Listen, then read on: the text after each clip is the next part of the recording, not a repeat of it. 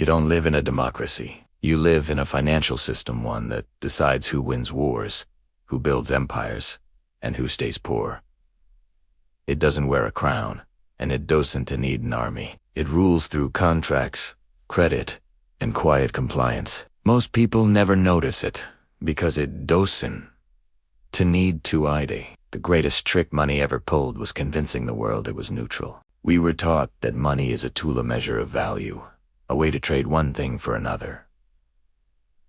But what if that's the myth? What if money isn't just a tool, but a system of control, one designed not to measure value, but to extract it? The story of how that system came to rule the world isn't about villains in boardrooms. It's about centuries of quiet engineering by merchants, kings, and bankers who learned how to turn promises into power. To understand it, you have to go back to when money was still real, when wealth was tangible.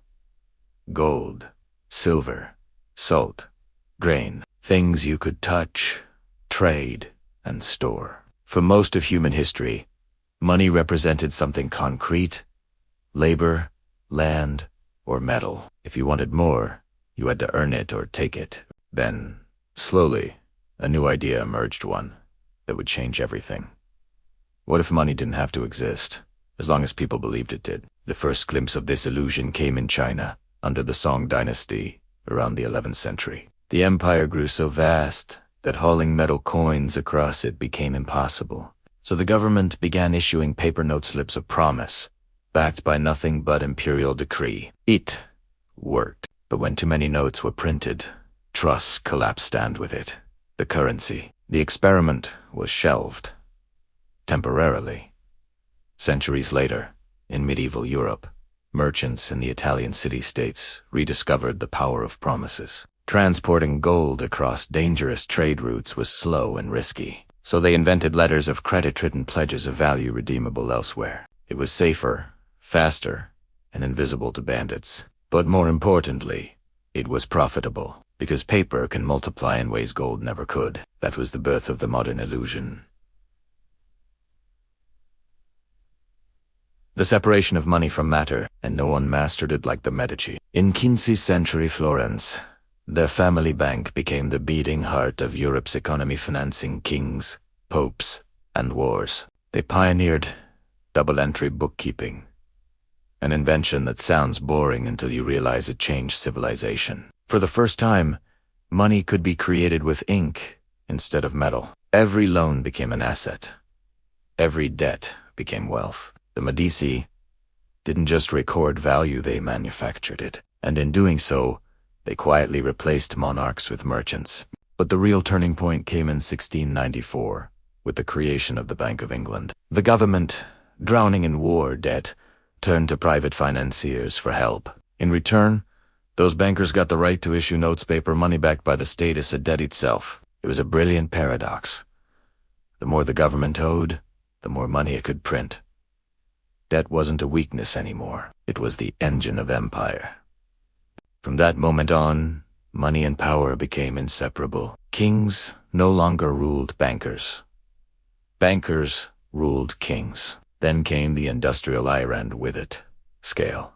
The 19th century saw the rise of global banking dynasties, the Rothschilds, the Morgans, the Barings. They didn't just lend money, they brokered peace, funded revolutions, and financed both sides of wars. Their true product wasn't gold or bonds. It was trust. They understood that money was never really about metal. It was about confidence, and confidence could be manufactured. The 20th century only tightened the grip.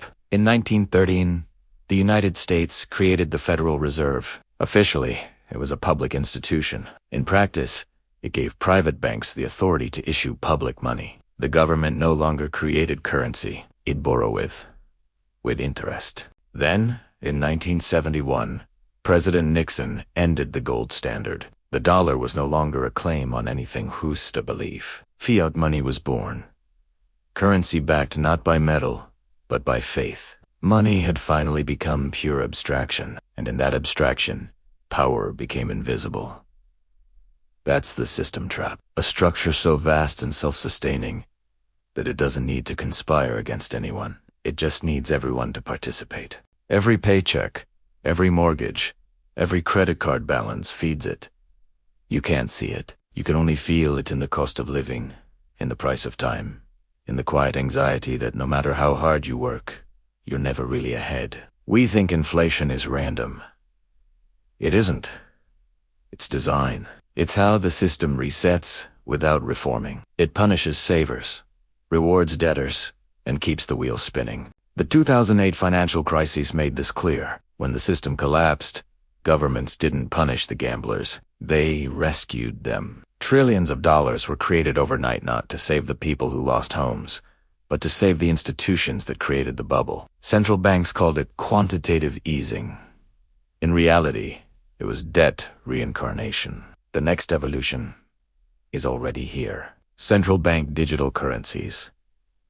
They promise convenience, but they also erase the last illusion of privacy. Every transaction recorded, every purchase traceable, every account programmable. Money that can be frozen or deleted with a few keystrokes. This is the logical endpoint of a 700-year journey. The only thing that changed is how visible it's allowed to be. But history offers perspective and hope, because no system of illusion lasts forever. Rome debased its currency. The French monarchy printed assignats, until bread riots consumed Paris. Every time, the pattern ends. The same way belief breaks. When that happens, the people who survive aren't the ones with the most money, but the ones who understand what money actually is. So, how do you escape the system trap? You can't destroy it. You outgrow it. You learn its logic. You stop confusing digits with value. You build things. The system can't print knowledge, skills, relationships, independent thought. The more of those you own, the less control it has. Because the one currency it can't inflate is awareness. Money rules the world because we let it. But history reminds us, every system that rules eventually serves. And when this one breaks, the people who understand the past won't be victims of the collapse. They'll be authors of what comes next. If this gave you a new perspective, hit subscribe. History has the answers. I'll show you where to look.